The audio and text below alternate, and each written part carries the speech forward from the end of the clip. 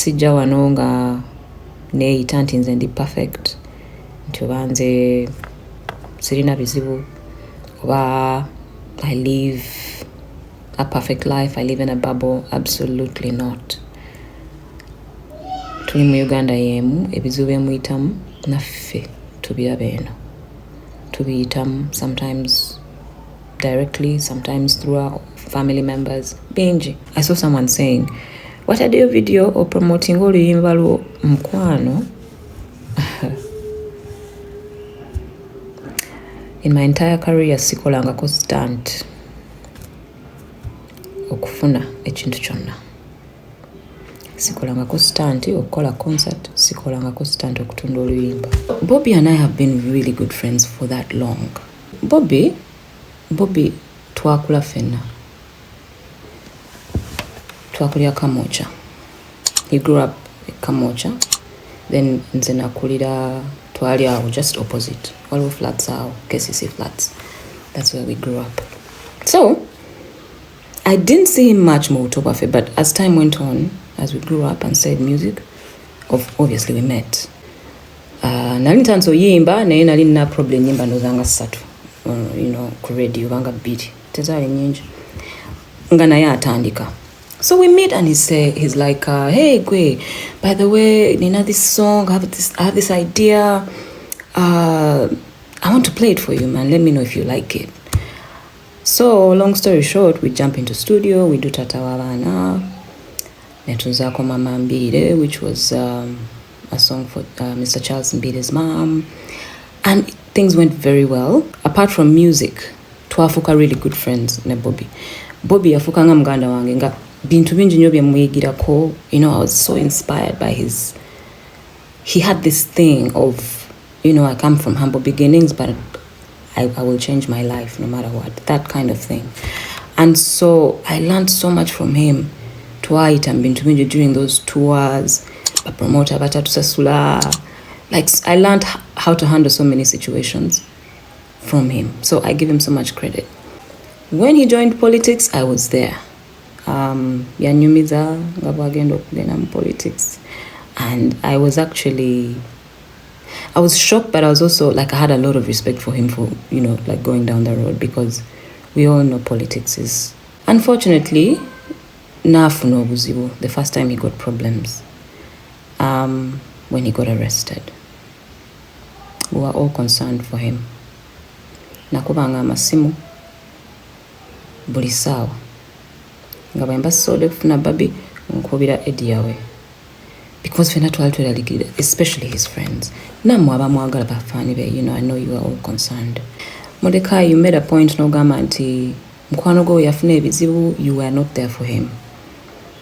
I was there for him. Twalinga tumusabira. Era nze omu ku bayimbi abasooka ewaabwe Magere. Nze naawe tuyinza okuba nga tugwa ku political sides za njawulo, but at the end of the day tuli bana Uganda and we love this country fenna. Tujagala not because of ourselves, maybe because abaana baffe betugenda okulekawo wano abagenda okubeerawo 50 years down the road, maybe nga some of us tetuliyo. Twagala ensi gye baba basanga ebe nga teri toxic, nga teri mu bukyayi, nga health system ekola, nga amasomero gakola. Okiraba?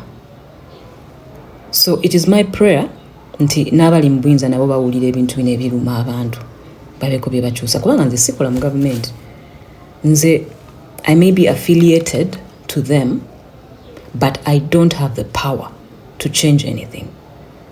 I have the power to speak to them. So binnuma ng'omuna Uganda nange ne binnuma. Kati mmwe mulowooza nze mpulira ntya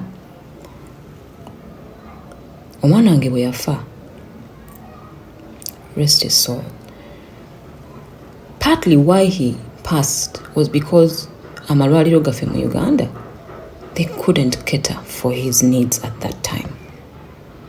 Nali nina okuyiiya to try and save him. Nenkwata omwana wange ne mutwala Kenya. Mamulowooza tekinnuma buli lunaku nti I couldn't save my son. Of course ne Katonda comes into play. Katonda batu yasalawo. Maybe his time yali etuuse. But I also know nti bwe nali ngende Kenya omusawo wange wano Dr. Omwana wange ensonga gye yampa ng'atuweereze Kenya yangamba we do not have the facilities that can help your son in Uganda. Please take him to Kenya. But that's not who I am. Ebintu ebisinga bimpitamu, I deal with them alone. Naye nga nange till today bwe mbirowoozaako binkabya because I know nti maybe they could have saved him, but they were unable to. Sawa yakola buli kyasobola naye ng'ebisingawo obusobozi tabulina. Neera nebaza ne Mukama nti yansobozesa omutwala mu ddwaliro eddala kubanga waliwo abatafuna na chance eyo. Hi, how are you? Ansuubire muli bulungi. Ansuubire weekendi yabatambulidde bulungi ne week etandise bulungi. Nange ndi bulungi. I'm fine. I had a good day yesterday. It was a Monday, but I spent it with family. The weekend was great. And I'm still here. I want to have a little heart-to-heart with you guys.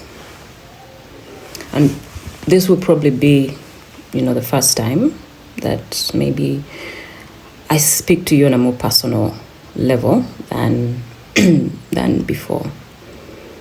Nja kwogera mu Luzungu okusinga, maybe n'Oluganda, kyonna ekinanyangwira, so I hope you guys are okay with it. So, I've been seeing your messages. Ebintu byonna bye mbadde mwogera, mbadde mbiraba ebimu. Sijaga nti byonna mbirabye kubanga byabadde bingi. It was a lot. But I feel like waliwo some underlying issues, probably.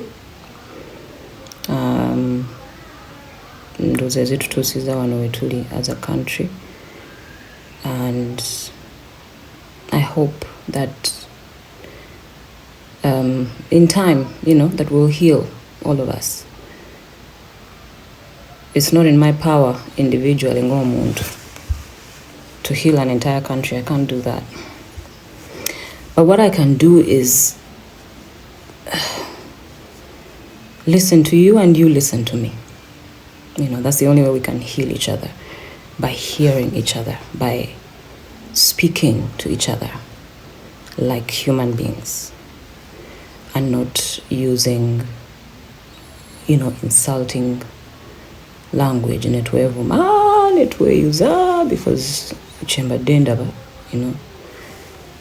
okuvuma kubadde kufuusa okuvuma, which is fine kubanga abantu babeera ne different ways of expressing their frustration. Nze omuntu ayinza okunyiiza n'ensirika, omulala n'omunyiiza n'akuvuma, omulala n'omunyiiza n'akukuba. We're different. So buli omu wa ddembe okukozesa what they are comfortable with to speak what they feel. I really hope this video tewanvu ennyo kuba saagala kubalwisaawo. I know you're busy, but I'll try and keep it brief. But yeah, people have different ways of expressing their anger, and I don't blame you. And I hear you, bw'ogamba nti mulina obusungu. Nkitegeera, nkiwulira. Nange nina ebinnuma ku mutima ng'omuntu. Nyinza okuba nga ndi eno nga maybe mulina mube mundaba, oba nga mulina, bwe mutulaba ffenna, celebrities and all. You think life is perfect, It's not. It's the same as yours. Naffe tubeera ne challenges ezifaanana oluusi ng'ezammwe, oluusi ezammwe zisingako ez'abalala, oluusi nange nenfunayo ezisinzeeko ez'abalala. Buli omu abeera ne byayitamu, But the only way that we can start moving to a better place, a better country, gye mugamba gye mwagala, tujja kutuukayo when we learn to speak to each other properly, when we don't use abusive language.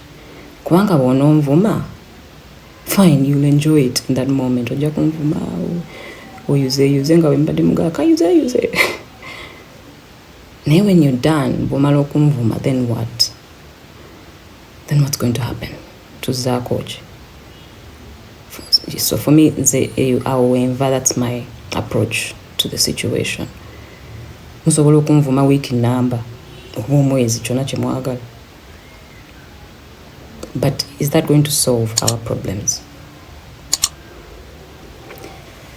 I want to just give you a little backdrop on my life. Yeah.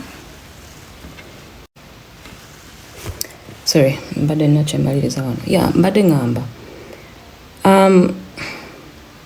Moving forward, I feel like I need to give you a little backdrop on some things, because natandika okusooka experiencing ebintu by'okunvuma mu 2015, must have been 2015. Yeah, 2015. Twali tukola campaign ya Tubonga Nawe. And that time was the first time when nasooka okulaba abantu nga bayinza okuvuma ekigambo noga bw'okitegeera nga tosakiisa mukama wako naye olinga akyogera. Like people were really, really angry and vile. But waliwo ekintu kyenzize ndaba, unfortunately nga kikwatagana ne mukwano gwange Bobi. Bwe natandika okulaba ebintu ebyo nasookanga ne ignoring. Kasibitwala serious nga abaana nabo, like, because omuntu gwe banvumiranga batandika okunvuma nga bampita traitor. As far as Bobi is concerned, when he started his campaigns and when he joined politics, they used to call me traitor. And honestly, nga sikitegeera nga abantu bano lwaki bampita traitor. Nene sikitwala serious nga kijja kuyita. Kati Bobi twakula fenna. Twakulira Kamocha. He grew up in Kamocha. Then nze nakulira twali awo just opposite. Waliwo flats awo, KCC flats. That's where we grew up. So, I didn't see him much more Tobafe, but as time went on, as we grew up and studied music, obviously we met. Sagala kugenda into detail because bijja kuwambwa. But how do we meet? We meet at Capitol. He came, he had brought a song, I think, to promote a song. I was working on the radio at the time. Nali ntanso yimba naye nali nina problem nyimba ndozanga 3 ku radio banga beat tezaali nyingi nga naye atandika. So we meet and he's like hey Gwe, by the way, nina this song, I have this idea, I want to play it for you, man, let me know if you like it. So long story short, we jump into studio, we do Tata Wabana netunzako Mama Mbire, which was a song for Mr. Charles Mbide's mom, and things went very well. They went very well because apart from music, twafuka really good friends ne Bobi. Bobi yafuka nga muganda wange nga bintu bingi nnyo byemuyigirako. I was so inspired by he had this thing of, I come from humble beginnings, but I will change my life no matter what, that kind of thing. And so I learned so much from him. Twaita mbintu bingi during those tours, bapromota batatusasula. Like, I learned how to handle so many situations from him. So I give him so much credit. So Bobi and I have been really good friends for that long. So we've been friends for that long, right? When he joined politics, I was there. Yanyumiza ngabagendo kugenda mu politics. And I was shocked, but I was also like, I had a lot of respect for him for, like going down the road, because we all know politics is not a simple thing. Some people can handle it. Some of us do not have the skin for it. So I respect anyone who gets into it. So when he told me, I was really shocked. Nene Mugamba, you know what? I'm proud of you. I really wish you well. I hope everything goes well for you. I hope you find your success, in your new journey. Nemusanyukira nnyo bambi. Naagenda natandika ebintu bye. Nange nensigala nga nnyimba byange. Kiraba. Unfortunately, nafuna obuzibu the first time he got problems. When he got arrested. We were all concerned for him. Nakubanga amasimu buli saawa nga bwe mbasobola okufuna Babi nkubira Eddie yawe because fena twali tweralikirira, especially his friends. Nammwe abamwagala bafaani be, I know you are all concerned. Kino nkireta because waliwo omwami, I hope I don't want to pronounce your name badly. Mordecai. I think Mordecai on Twitter. Mordecai, you made a point no gamanti. Mukwano go yafune ebizibu, you were not there for him. I was there for him. I was just as concerned as you guys were. Twalinga tumusabira. Era nze omu ku bayimbi abasooka ewaabwe emagere.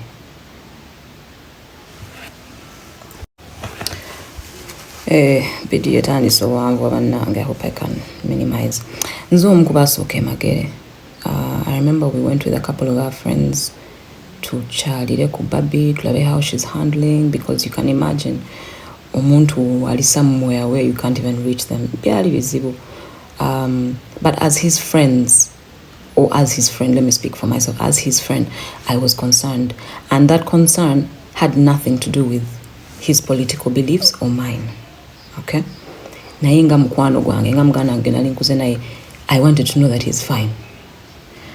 And good enough, navaayo, nawona, nasigala nga tambuza obulamu bwe as a politician until today. Bobi Wine omu ku bantu bensinga okusanyukira nga afunye milestone. Nsanyuka nnyo kuba mmanyi gye yava ng'omuntu, not as a politician. Nsanyuka nnyo okulaba nga afunye byafunye, because omwami oyo, he believes in himself. Like he just told himself, I'm going to make it, and he did. So based on where he came from and where he is right now, you have to respect it. Am I happy for him? Absolutely. Am I happy to see him succeed and to see his family flourish? Absolutely. Do I have the same political beliefs as he does? No. Ate ekyo buli omu alina eddembe lye. Just because ndi mukwano gwa Bobi kyali tekitegeeza nti nina okugenda and join his campaign, his political campaign. Nange ndi waddembe okukola nze byenzikiririzaamu ng'omuntu kuba we are different. Bwe mugamba mbu lwaki tojoining a struggle, I think that's not fair, because oba tompadde nze chance nange kola byange nze byembelievingamu. Ate ekyo tekitegeeza nti ye byakola bibi oba tebirina lugendo oba tebirina purpose. No. Just kitegeeza nti byakola birala nange byenkola birala, but we're friends and we wish each other well. I'm talking about this because I've seen people over the years, not just this weekend, not just this year, nga banvuma ne nga banvumira mu linnya lya Bobi. You know, nga bampita traitor. I even saw someone calling me speciosa. Like, ngolusi binsesa. I'm like, whatever, man. Nga out of respect for Bobi, nga ambi ignoring nga sagala kwega kubifuula nsonga. So I used to ignore it. But maybe that backdrop, I hope it helps you okumanya nti Bobi Wine and I tetulina buzibu with each other. We talk, actually. So I don't know why you guys have a problem with our friendship and how I should express my friendship with him, or the other way around. Like, I don't need to come here to prove to you how much of a friend I am to Bobi, because he knows it. You get? So if you're kumvumanga mukosera erinnya lye, please mubireke. But again, if you continue, I can't stop you. I can't control. Chemusalawo okwogerawo okunvuma. Nzisa be controlling. Nga siri muvumi simanyi kuvuma. So sigenda kujja wano and exchange with you. Another point, and this ndoza just kuongereza ku kino kyembadde ngamba is for us to listen to each other, because I hear you when you're talking. Sorry, someone was at the door. Mbadde ngamba when you guys are talking, mwangambye nti gwe Juliana tomanyi bulumi bwe tuyina. Munsonyiwe mbanga bye nayogedde byaba rabbins the wrong way. That was not my intention. It wasn't my intention to come and open your wounds, okubajjukiza obulumi bwe muyina. I don't deny nti obulumi weebuli. Ensi yaffe teri perfect. Nange nkimanyi. Ensi yaffe erina ebizibu bingi. Nkimanyi. Era ebizibu ebyo nkimanyi binyiga abantu bangi nga nange mwende. Nkimanyi. Naye kyensobola obbabuulira essaawa zino, ebizibu by'ensi yaffe tetugenda bimalawo nga twevuma. Ebizibu by'ensi yaffe tujja bimalawo when we learn to dialogue and talk to each other. Leka babeere abali mu buyinza kati. Gwe okubategeeza ekikuluma ayinza obutakuwuliriza bujja ng'omuvuma. But again, I don't want to come here and tell you what to do. Mwangambye ndekera bagambe ekyokukola. Naye nga that's it. Like nze naawe tuyinza okuba nga tugwa ku political sides za njawulo, but at the end of the day tuli Bannayuganda and we love this country fenna. Tujaagala not because of ourselves, naye because abaana baffe betugenda okulekawo wano, abagenda okubeerawo 50 years down the road, maybe nga some of us tetuliyo. Twagala ensi gye baba basanga ebe nga teri toxic, nga teri mu bukyayi, nga health system ekola, nga amasomero gakola. Okiraba? So it is my prayer nti n'abali mu buyinza nabo bawulira ebintu bino ebiruma abantu babeko bye bakyusa, kubanga nze sikola mu government. Nze I may be affiliated to them, but I don't have the power to change anything. I have the power to speak to them when I can, when I'm given the opportunity. But the decision making is for the person who sits in the office. Say, for example, if it's the healthcare system, the Ministry of Health. Yebeina okutereeza embeera. Kati mmwe mulowooza nze mpulira ntya? Omwana wange bwe yafa, rest his soul. Partly why he passed was because Malwaliro gaffe mu Uganda, they couldn't cater for his needs at that time. Nali nina okuyiiya to try and save him. Nenkwata omwana wange ne mutwala e Kenya. Mulowooza tekinnuma buli lunaku nti I couldn't save my son. Of course ne Katonda comes into play. Katonda bwatyo bwe yasalawo, maybe his time yali etuuse. But I also know nti bwe nali ngenda e Kenya, omusawo wange wano, Dr. Omwana wange, ensonga gye yampa ng'atuweereza e Kenya yaŋŋamba, we do not have the facilities that can help your son in Uganda.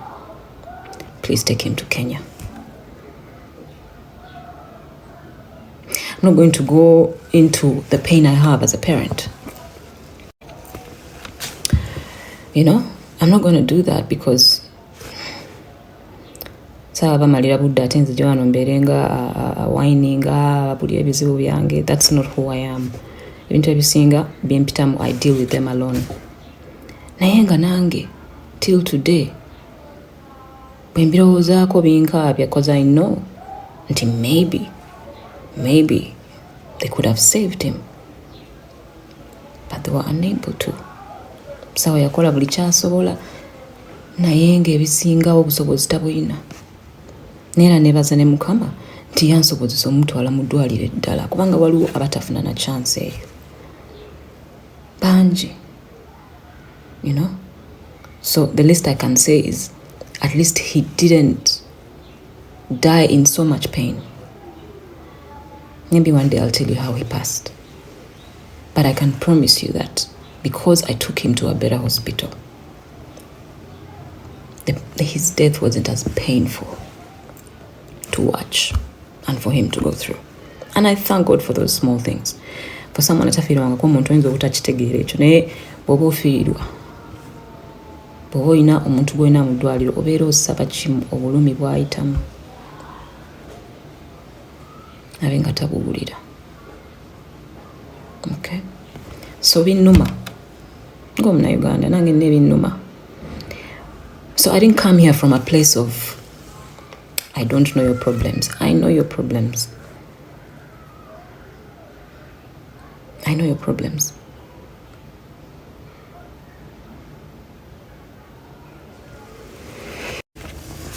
So in conclusion, in conclusion, sijja wano nga neeyita nti nze ndi perfect nti oba nze sirina bizibu oba I live a perfect life, I live in a bubble. Absolutely not. Tuli mu Uganda yemu ebizibu byemuyitamu naffe tubiraba eno tubiyitamu, sometimes directly, sometimes through our family members bingi. And so I don't come here claiming to be perfect. I don't come here claiming to have a perfect life. I am just as human as the rest of you. I have my flaws. I have my mistakes. I've made mistakes in the past. So actually, when you attack me with my past, using my past, I forgive myself for any mistake I could have made in the past. I forgive myself.